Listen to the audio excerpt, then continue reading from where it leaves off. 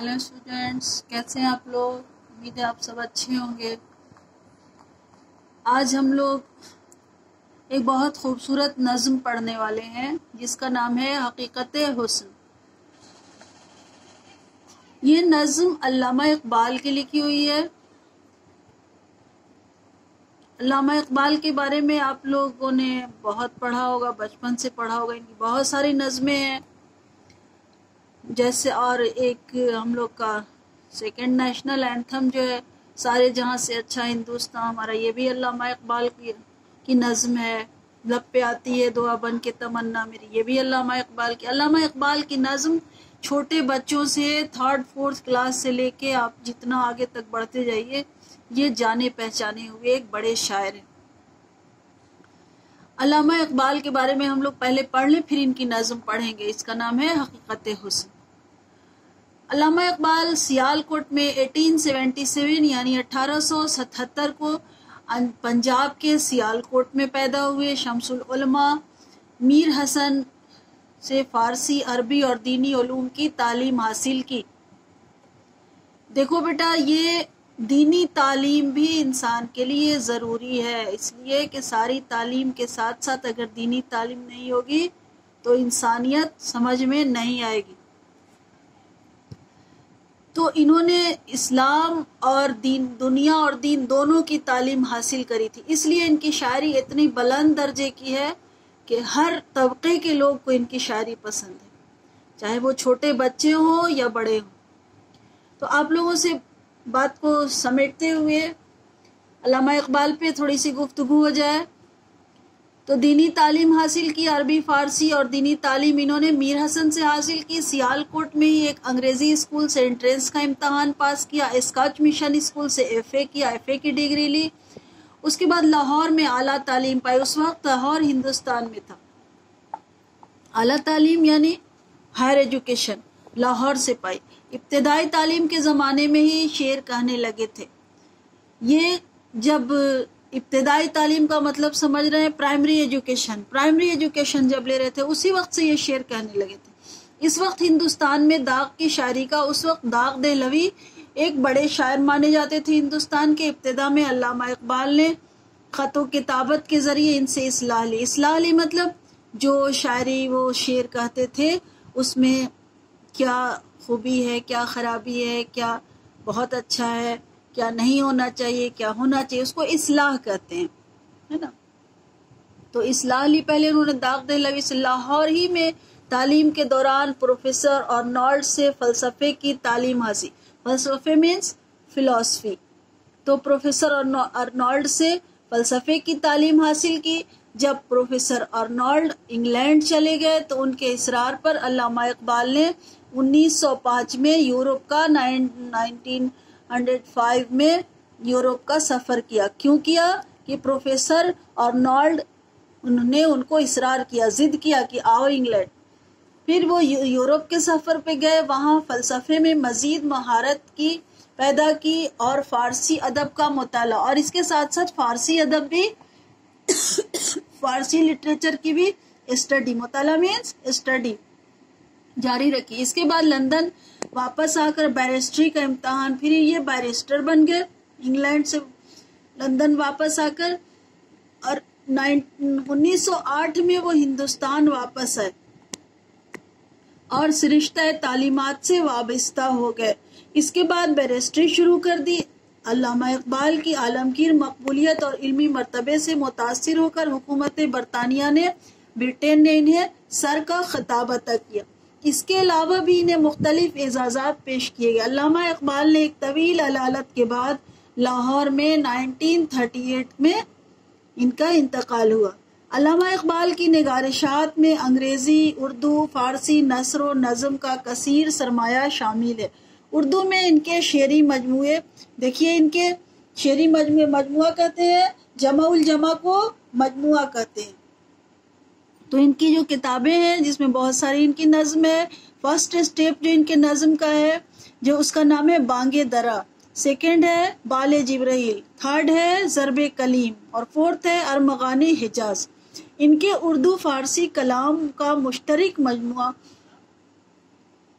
فارسی میں اقبال کے کئی مجموعے ہیں۔ اقبال نے شاعری کو پیغام کا ذریعہ، بہت سے شاعر ہوتے ہیں جو صرف انٹرٹینمنٹ کے لیے شاعری کرتے ہیں، یعنی ان کے شاعری سے طنز و مزاح سنتے ہیں، بس سن لیا اس کے بعد بات ختم، لیکن انہوں نے شاعری کو پیغام کا ذریعہ، بہترین پیغام انہوں نے اپنے شاعری میں دیے ہیں۔ ان کی فکر میں حرکت و عمل، حرکت مطلب موومنٹ، عمل مطلب طریقہ کام دھام کرنے کا، یعنی کرنا، کسی بھی چیز کو کرنا عمل کہتے ہیں، کا فلسفہ کار فرما۔ اقبال کے افکار میں فلسفہ خودی کو ایک خاص حیثیت حاصل ہے۔ خودداری کیا ہوتی ہے؟ ول پاور ہے نا، جو انسان کے اندر ایک خودی ہوتی ہے، تو وہ انہوں نے فلسفہ خودی بیان کیا۔ اقبال کی مذہبی فکر بھی ان کی شاعری کا اہم جز ہے۔ مغرب کی ذہنی غلامی سے اور یورپ کی غلامی سے وہ آزاد خیالات رکھتے تھے، ان کے یہاں آزاد خیالات دکھائی دیتے ہیں۔ اب ہم لوگ علامہ اقبال کی ایک مختصر نظم لیکن بہت شاندار نظم ہے، آپ لوگوں کو بہت مزہ آئے گا، اس کو غور سے سنیے گا۔ حقیقت حسن، حسن مطلب ہوتا ہے خوبصورتی، ہے نا، حقیقت مطلب ٹروتھ، ہے نا، یعنی بیوٹی، ٹروتھ، ہے نا۔ کیا کہتا ہے شاعر کہ خدا سے حسن نے ایک روز یہ سوال کیا، خدا سے بیوٹی نے، خوبصورتی نے ایک روز یہ سوال کیا، کیا سوال کیا؟ جہاں میں کیوں نہ مجھے تو نے لا زوال کیا۔ دیکھو بابو، لا کا مطلب ہوتا ہے نہیں، اور زوال کا مطلب برباد، گراوٹ، بربادی، ہے نا۔ تو کہہ رہا ہے حسن نے، خوبصورتی نے اللہ سے یہ سوال کیا کہ تم نے جب ہمیں دنیا میں بھیجا تھا تو لازوال کیوں نہیں بنایا، یعنی ہم جب خوبصورت بنے تو ہم ہمیشہ خوبصورت رہتے، ہمارے اوپر زوال نہیں آتا، گراوٹ نہیں آتی، ہم برباد نہیں ہوتے، ہم ہمیشہ ایسے ہی رہ جاتے خوبصورتی، ہے نا۔ تو خوبصورتی جو ہے، خدا نے ہر چیز کو خوبصورتی دی ہے، اس کا ایک پیریڈ ہے، اس پیریڈ میں وہ خوبصورت ہوتا ہے، لیکن پھر اس پہ زوال بھی آتا ہے۔ تو دیکھیے کتنی اچھی تھاٹ ہے علامہ اقبال کی یہاں پہ، کہ حسن نے کہا کہ مجھے لازوال کیوں نہیں بنایا۔ ملا جواب کہ تصویر خانہ ہے دنیا، تو خدا کے ہاں سے کیا جواب ملا کہ یہ دنیا کیا ہے؟ تصویر خانہ ہے، ایک تصویر کا گھر ہے، اس کو انگلش میں اگر کہیں تو پکچر گیلری سمجھ لو، کہ تم لوگ موبائل کھولتے ہو نا، پکچر گیلری دیکھ کے ہٹا دیا، وہی اس دنیا کا حال ہے، یہ تصویر خانہ ہے۔ شب دراز عدم کا فسانہ ہے دنیا، شب دراز، دراز مطلب بڑی، شب مطلب رات، شب دراز لمبی رات، عدم کا فسانہ ہے دنیا، عدم مطلب وجود کا متضاد، وجود کا اپوزٹ ورڈ ہے عدم، ہے نا۔ وجود مطلب جو چیز پریزنٹ ہے، موجود ہے، اس کو وجود کہیں گے، اور عدم کا مطلب جو نہیں ہے اس کو عدم کہیں گے، ایبسینٹ ہے، نہیں ہے، اس کو عدم کہیں گے۔ تو ایک ایسی لمبی رات جو ختم ہو جانے والی ہے، اسی کا یہ فسانہ ہے، یہ دنیا، ہے نا، ایک کہانی ہے۔ ہوئی ہے رنگ تغیر سے جو نمود اس کی، نمود کا مطلب کیا ہوتا ہے؟ دکھائی دینا، نشانی، دکھاوا، ظاہر ہونا، کچھ بھی ہو سکتا ہے۔ ہوئی ہے رنگ تغیر، رنگ تغیر، تغیر مطلب ہوتا ہے بدلاؤ، رنگ تغیر مطلب رنگ، اس دنیا میں جو کچھ بنا ہے اس میں بدلاؤ آتا ہے، بدلاؤ دکھائی دیتا ہے، جو کچھ اس دنیا میں بنا ہے اس میں بدلاؤ ہے، یہ بنی ہی ہے بدلاؤ کے لیے۔ وہی ہنسی ہے حقیقت زوال ہے جس کی، اور حسین وہی ہے جس کی حقیقت پہ، جس کے ٹروتھ پر زوال، ٹروتھ پہ زوال آنے والا ہے، ختم ہو جانے والا ہے، وہی حسین ہے۔ اب اگر آپ سے کہا جائے کہ جو پھول کھلا ہے وہ ہمیشہ، ایک مانا گلاب کا پھول بہت خوبصورت ہے، وہ ہمیشہ اگر کھلا رہے ایک ہی پھول، آپ دیکھتے دیکھتے اب جاؤ گے اور کہو گے کہ ہاں ٹھیک ہے، اچھا ہے کہو گے، لیکن وہی پھول جب خشک ہو کے بکھر جاتا ہے اور پھر دوسرا نیا پھول، تو اس میں خوبصورتی بھی، اس میں بیوٹی بھی، اس میں حسن بھی، اس میں نزاکت بھی سب نظر آتی ہے نا. تو اگر کوئی حسین چیز ویسے ہی ایک جیسی ہمیشہ کے لیے ہو جائے تو اس کے حسن میں حسن نظر نہیں آئے گا. تو بنانے والے نے اتنا حسین بنایا ہے کہ حسن پر زوال بھی ہے. کہیں قریب تھا یہ گفتگو قمر نے سنی. قمر مطلب چاند. چاند بھی خوبصورت ہے تو یہ حسن میں جو چیز بھی خوبصورت ہے سب کو یہ گفتگو اچھی لگی ہوگی. تو چاند جو ہے خدا اور حسن کے درمیان جو بات ہو رہی تھی تو یہ گفتگو یہ بات چیت قمر نے چاند نے سنی. فلک پہ عام ہوئی اختر سحر نے سنی.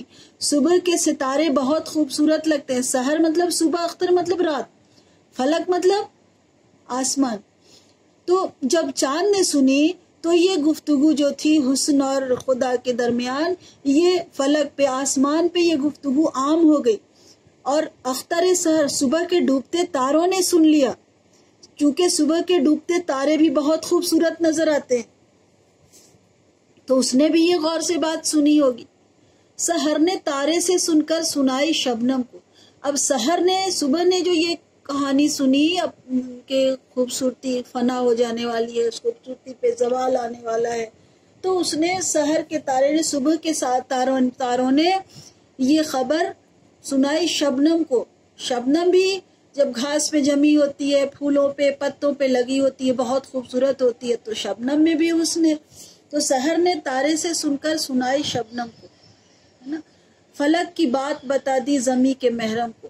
زمیں کے محرم مطلب زمین کے رازدار. یہ آسمان کی باتیں زمین کے محرم کو، زمین کے رازدار کو بتا دیا. یہ شبنم جو ہے رات میں آسمان سے صبح میں زمین پر پہنچ جاتی ہے.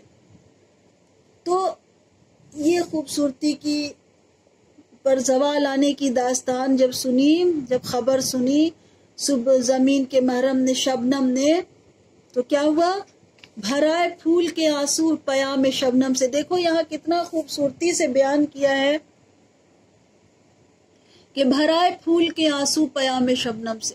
شبنم آسمان سے آئی نیچے اور پھول کے پنکھڑی پر جب شبنم، دیکھیے گا آپ لوگ جاڑے کے دنوں میں، سردی کے موسم میں، کہ جب پھول پہ شبنم لگی ہوئی ہوتی ہے اتنا خوبصورت وہ نظارہ ہوتا ہے، ایک دم لگتا ہے کہ جیسے پھول میں نگ لگ گیا. تو بھرائے پھول کے آنسو پیام شبنم سے. شبنم کا پیغام جب سنا تو پھول کی آنکھوں میں آنسو بھر آئے. کیسے کر رہا ہے شاعر کہ پھول کے اوپر جب شبنم گرتی ہے تو آنسو کے جیسے قطرے ہوتے ہیں، اس طرح سے شبنم کا بھی قطرہ ہوتا ہے نا، جو پھول کے اوپر. تو کتنی خوبصورتی سے پھول کے آنسو سے تشبیہ دیا ہے اس کو. کلی کا ننھا سا دل خون ہو گیا غم سے. اور کلی نے جب سنا تو کلی کا بھی دل، ننھا سا دل، چھوٹا سا دل خون ہو گیا. یعنی کلی بھی بہت غمگین ہو گئی جب سنا کہ حسن پہ زوال آنا ہی ہے. یہی حقیقت ہے کہ حسن پہ زوال آتا ہے. چمن سے روتا ہوا موسم بہار گیا. بہار کا موسم سارے موسم میں سب سے خوبصورت موسم ہوتا ہے. بہار کا موسم کون سا موسم ہوتا ہے بیٹا؟ بہار کا موسم ہوتا ہے اسپرنگ سیزن. وہ اتنا خوبصورت سیزن ہوتا ہے کہ ہر طرف نئے نئے پتے جمتے ہیں، پیڑوں میں چھوٹے چھوٹے پھول کھلنے لگتے ہیں، کلیاں لگتی ہیں، اور نہ گرمی ہوتی ہے نہ برسات نہ جاڑے کا موسم. وہ بہت اچھا موسم ہوتا ہے، بالکل خوشنما موسم ہوتا ہے. بہت سارے ایسے پھول ہیں جو بہار کے موسم میں ہی کھلتے ہیں. تو جیسے انسان کے لیے حسن ہے اس کی جوانی، ہے نا. چاند کا حسن ہے جب وہ فل مون ہو بہت خوبصورت لگتا ہے. پھولوں کا حسن ہے کہ جب وہ کھلتا ہے تو بہت خوبصورت ہوتا ہے. اسی طرح سے موسم میں بہار کا موسم سب سے خوبصورت ہوتا ہے. تو چمن کا میں سے روتا ہوا، تو بہار کے موسم نے جب سنا کہ حسن پہ زوال آنا ہے، حسن کو فنا ہو جانا ہے، ختم ہو جانا ہے، تو شباب سیر کو آیا تھا سوگوار گیا. تو موسم کا شباب کیا ہے؟ موسم کا شباب بہار کا موسم ہے. یہ بہار کا موسم گھومنے کو آیا تھا، سوگوار گیا مطلب غمگین ہو کر چلا گیا. جیسے انسان چاہے وہ جیسا بھی ہو، لیکن جب وہ جوان ہوتا ہے تو اس وقت اس کی خوبصورتی کا زمانہ ہوتا ہے، لیکن یہ جوانی بھی ختم ہو جاتی ہے، بڑھاپے میں تبدیل ہو جاتی ہے۔ تو شباب، ہر چیز کا کوئی شباب ہوتا ہے، درخت ہو، پھول ہو، پتے ہو، انسان ہو، حیوان ہو، مکان ہی ہم لوگ بناتے ہیں تو اس کو بنا کے ایک دن خوبصورت کرتے ہیں، لیکن پھر وہ خراب ہو جاتا ہے، پھر وہ پرانا ہو جاتا ہے، پھر اس کو گرا دیا جاتا ہے۔ ایسا نہیں ہے کہ ہمیشہ وہ خوبصورت رہے۔ تو شباب کس چیز کو کہتے ہیں؟ ہر کسی بھی شے کا جو سب سے خوبصورت زمانہ ہوتا ہے، حسن کا زمانہ ہوتا ہے، اس کو شباب کہتے ہیں۔ جیسے انسان کے شباب اس کی جوانی ہے۔ شباب سیر کو آیا تھا، سوگوار گیا، اس یعنی غمگین ہو کے بہار کا موسم چلا گیا۔ اس نظم میں علامہ اقبال نے دنیا کی بے ثباتی، یعنی دنیا میں جو کچھ ہے وہ سب فنا ہو جانے والا ہے، وہ کچھ رہنے والا نہیں ہے، اس کی طرف اشارہ کیا ہے، اور یہ بتانے کی کوشش کی ہے کہ جو لوگ دنیا کی خوبصورتی پہ مرتے ہیں، گرتے ہیں، ان لوگوں کو پتہ ہونا چاہیے کہ ہر شے دنیا کی ختم ہو جانے والی ہے، کوئی چیز باقی رہنے والی نہیں ہے، اور تبدیلی کو کارخانے قدرت کا اصول سمجھتی ہے۔ اور یہ تبدیلی قدرت کا اصول ہے کہ تبدیلی ہوتی رہتی ہے، جو بچہ ہے وہ بڑا ہوگا، جو کلی ہے وہ پھول بنے گی، ہے نا۔ موسم کے بہار کے بعد سے خزاں کا بھی موسم آئے گا، شباب جوانی کے بعد سے بڑھاپا بھی آئے گا، یہ سب فطرت ہے۔ فطرت کے اسی اصول کے تحت یہ سب واقع ہوتے ہیں۔ اقبال نے خدا اور حسن کے مکالمے کے ذریعے اس حقیقت کو آشکار کیا ہے کہ دنیا کی ہر شے فنا ہونے والی ہے، یعنی ختم ہونے والی ہے، اور نہ صرف یہ کہ فنا اس کا مقدر ہے، بلکہ زوال ہی اس میں اس کا حسن پوشیدہ ہے نا، کہ اس کے زوال میں، اس کے ختم ہونے میں، اس کے برباد ہونے میں ہی اس کا حسن ہے۔ اگر ایک جیسے ہر چیز پڑی رہے تو اس کا حسن نظر نہیں اچھا نہیں لے گا، حسن بے لطف ہو جائے گا، کوئی اس میں خوبصورتی نہیں نظر آئے گی۔ لہٰذا حسن کو ضروری ہے کہ اس پر زوال بھی ہے۔ دنیا کی ہر شے، مثلاً چاند، تارے، شبنم، کلی، اپنے تمام تر حسن کے باوجود فانی ہے۔ ساری چیزیں خوبصورت ہیں لیکن فانی ہیں، فنا ہو جانے والے ہیں، ختم ہو جانے والے ہیں۔ اب کوشچن یہ، اس کو شارٹ کٹ میں بتائیں گے بیٹا جلدی جلدی، کہ حسن نے خدا سے کیا سوال کیا ہے؟ خدا نے حسن سے یہی سوال کیا کہ تو نے مجھے جب دنیا میں بھیجا تھا تو لازوال کیوں نہیں بنایا، ہمارے اوپر زوال کیوں آتا ہے، یعنی ہم ختم کیوں ہو جاتے ہیں، تباہ کیوں ہو جاتے ہیں، یہی سوال کیا تھا۔ اس کو آپ لوگ بڑھا کے بھی لکھ سکتے ہیں اپنے گفتگو میں۔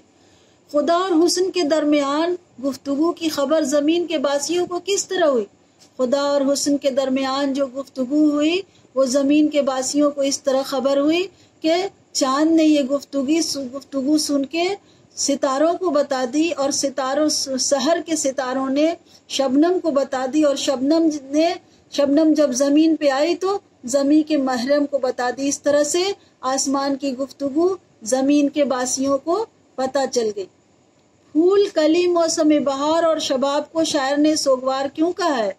یہ ساری چیزیں، پھول، کلی، موسم بہار، شباب یعنی جوانی، یہ سب جو ہے یہ خوبصورتی ہے، تو یہ سب پر زوال آنا ہے، سب کو فنا ہو جانا ہے، اس لیے سوگوار کہا ہے۔ یہ سب چاہ رہے تھے کہ ہماری خوبصورتی ہماری موجود رہے، اسی لیے اس نظم کو شاعر نے حقیقت حسن کہا ہے، یعنی بیوٹی، حسن کا مطلب ہوتا ہے بیوٹی، حقیقت مطلب ٹروتھ، ہے نا، کہ بیوٹی آف ٹروتھ یہی ہے کہ ہر حسن کو ختم ہو جانا ہے، فنا ہو جانا ہے، اس پہ زوال آنا ہے۔